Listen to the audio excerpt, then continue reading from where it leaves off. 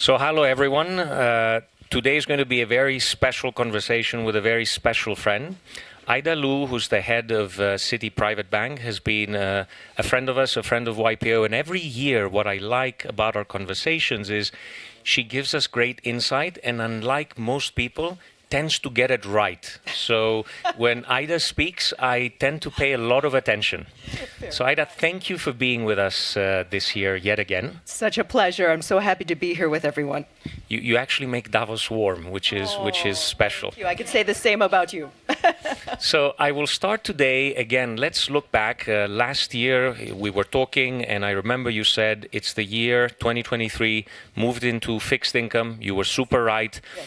Why do you think many people got this wrong? And what do you think is going to happen in 2024? And why do you think you'll be right? Of course I'm going to be right, Tassos? No, in all seriousness, first of all, thank you so much for having me. It's so nice to spend some time with all of you this morning. And I think we can all agree that investors have been a bit whipsawed over these last couple of years. We had one of the most challenging market conditions the year prior, with both equities and fixed income falling simultaneously. Equities down 20%, fixed income down 16%. And last year, at the start of the year, everybody said, it's going to be another very challenging market. And yet what happened? The S&P 500 was up 25%. But when you peel the onion a little bit more, you realize that the majority of that growth was driven by 7 tech names.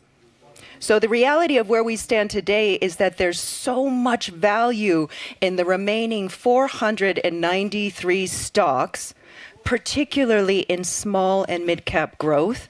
And we like 3 industries, and we've liked these 3 industries. And last year when Tassos and I chat, we also reiterated and we're doubling down on these industries. And the first one is, obviously, technology and digital, and that includes AI and cyber, and all of the tremendous momentum and growth that's going to continue to come out of this. But let's not forget what fuels the growth of the digital and technology innovations that are happening around the world. That's semiconductors. So they are the brains behind what is happening in the advancements and the revolution that's happening in the tech space. So let's keep that in mind as well as a very unique and interesting opportunity for clients globally. Secondly, healthcare. We talk about that often, but why is healthcare going to be an important sector to be an investor in? That is because a third of the world's population is over the age of 65. Healthcare consumption is going to continue to rise, and the amount of innovation and disruption and drug discovery and exploration that is advancing and happening in the healthcare space is exponential.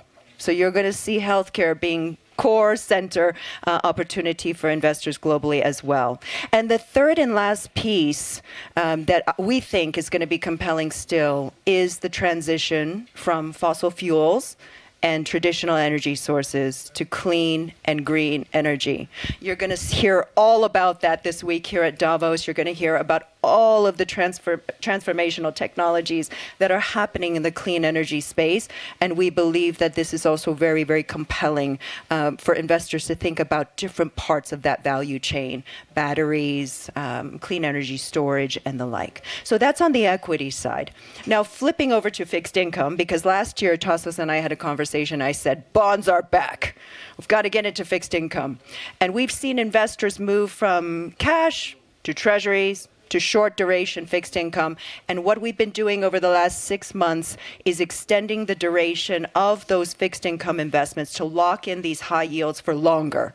So it's very important, it's very critical for investors to reposition their fixed income investments to take advantage of these historically high rates, 20-year high rates in fixed income, and lock those in for longer. That means extending the duration on your fixed income investments. That means extending the duration on some of the corporate fixed income opportunities as well.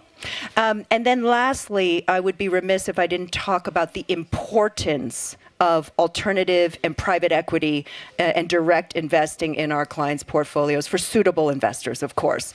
But here is where we see the largest opportunities for outsized growth, because these are the very managers that can take advantage of the market dislocations that are happening around the world. Like, I give you a prime example of this. Today, the traditional lending banks and other resources are mitigating a lot of the risk. So they're taking their risk appetite for doing the loans down.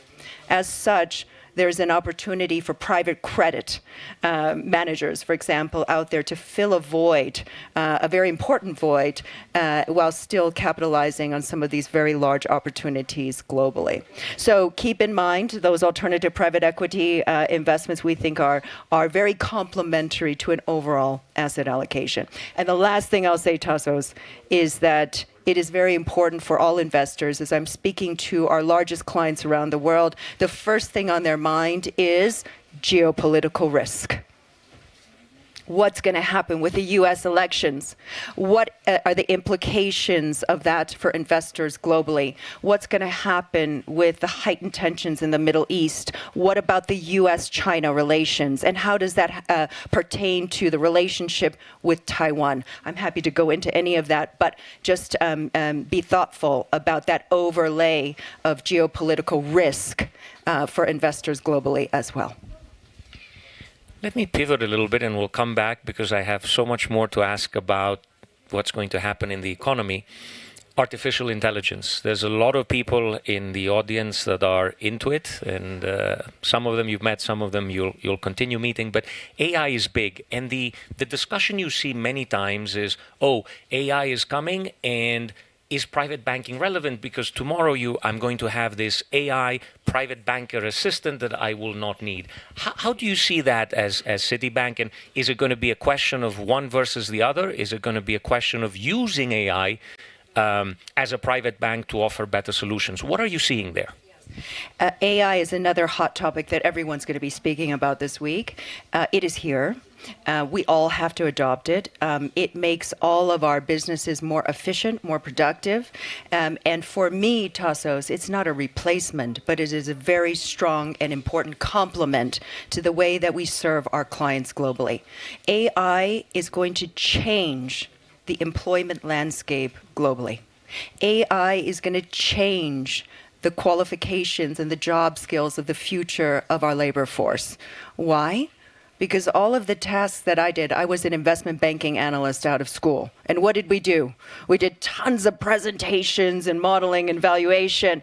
And guess what? We have something now called AI that's going to take care of all of that in the future.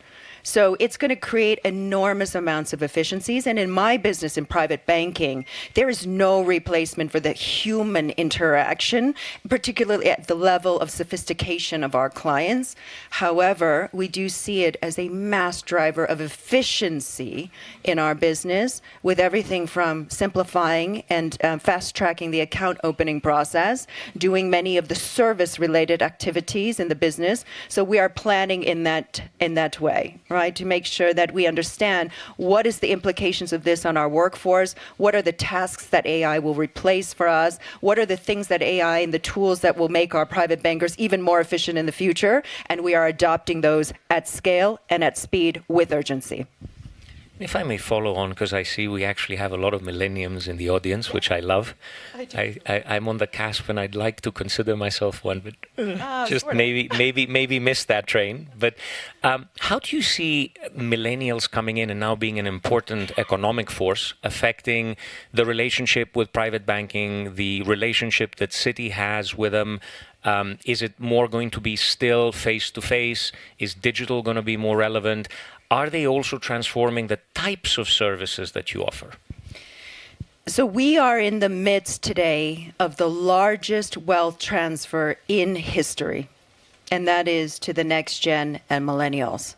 70 trillion of wealth is going to pass hands into the next generation and the millennials. And let's not forget about women. Women are going to control over half of global wealth in the coming decades ahead. And millennial women make 70% of their own personal consumption decisions and investment decisions. So what does this mean for investors? And what does this mean for the future of investing? I cannot underscore enough that it's going to change dramatically. Why? Because next-gen millennial and female investors care deeply about investing with purpose. They care deeply about investing to make a difference, investing to make a difference in our planet, in our world, on a variety of different things, impact investing. So I believe that in the next several years ahead, we are not going to be talking about impact investing, ESG, however you want to call it, in a separate sleeve. It is actually going to become the core of the way that we invest on behalf of our clients.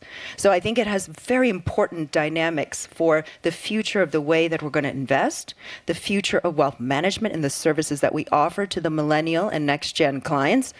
And when we discuss, and I have a next-gen and millennial advisory board around the world for me at the private bank, I think it's very important for me to hear directly from next-gen and millennials what they care about and what they want from a wealth provider.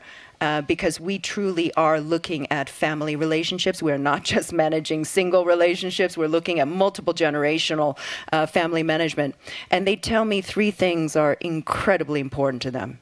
One is just that, what I said, investing with purpose and doing good with their money. Two, to make it easy for them in every interaction that they have with any financial institution, which means digital and technology has to be super advanced, super forward, and it has to be easy for them to transact and to work with us on their mobiles, on their laptop, using gadgets and technology if they so should choose to do so. And the third thing that they really appreciate from us is the ability to elevate their network, their connections, and their ability to see things globally. Okay, because they want to know if I'm an investor based or a millennial based in New York, they want to know what the investor in Greece is doing. They want to hear about trends that they're seeing around the world. What are we hearing on the ground from our clients and from the largest investors in the world? It's going to be very different, our view in knowing the people, the companies on the ground in these countries versus what you're going to read in the media.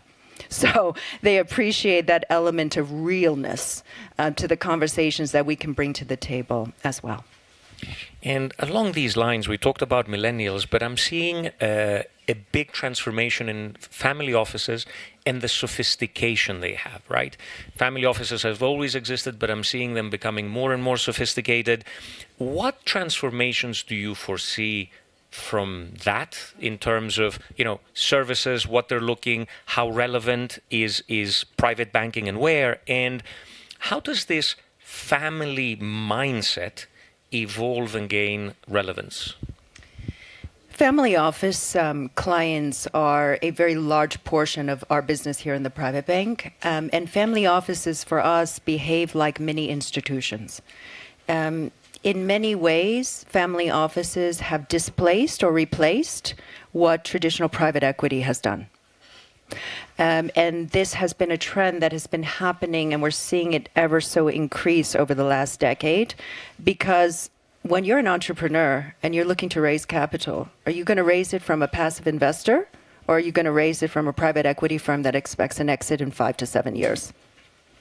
The dynamics of that are ever changing. And I think that the ability for family offices to play more in the private equity, in the entrepreneurial, in the direct space is extraordinary. And it continues to be very extraordinary in that regard. I also think that family offices too require an extraordinarily sophisticated global partner. Many family offices have businesses that are global. They have investments around the world, and they're looking for an experience that is seamless and global.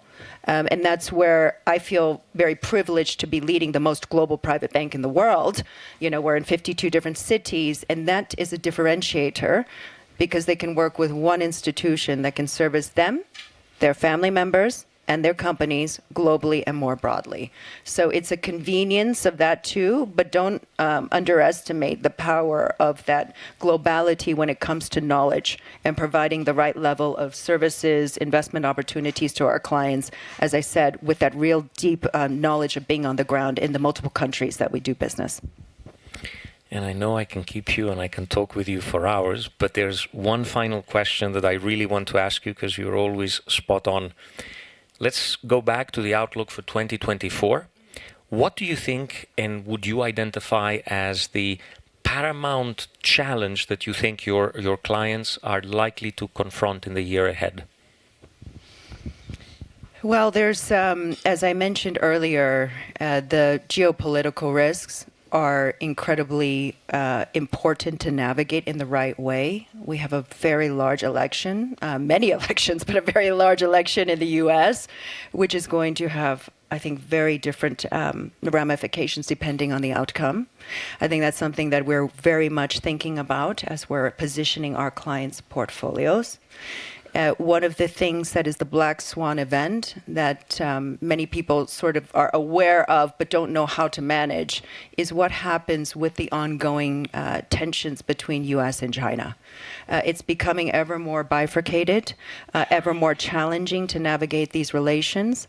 And as the two superpower, one of the world and the second largest economy of the world, separate and become more internally focused, this means changing behaviors around the world in terms of supply chains and opportunities. So we're positioning investors to think about those opportunities with this challenging relations between the U.S. and China, and that includes Southeast Asia. Okay, because China has gone down to Southeast Asia. It includes Mexico and Brazil because we have nearshoring for Mexico and the U.S. and Brazil is China is Brazil's largest trading partner. So there's some implications for investments as we look at some of the flows, but definitely top of mind is U.S. elections, what's going to happen with geopolitical risks. And then I would mention one other thing. I know you asked me for one, and I really don't usually do this, but the other thing to really keep in mind is what's going to happen with the quick and accelerated advancements in AI and cyber, because security and data privacy are also going to be hugely important for banks and for investors. Ida, it's such a pleasure to have you here at the Greek House in Davos 2024. I look forward to our conversation next year and reflecting and looking forward again. Thank you for being such a great friend. Thank you so much. Likewise. Thank you, Tasso.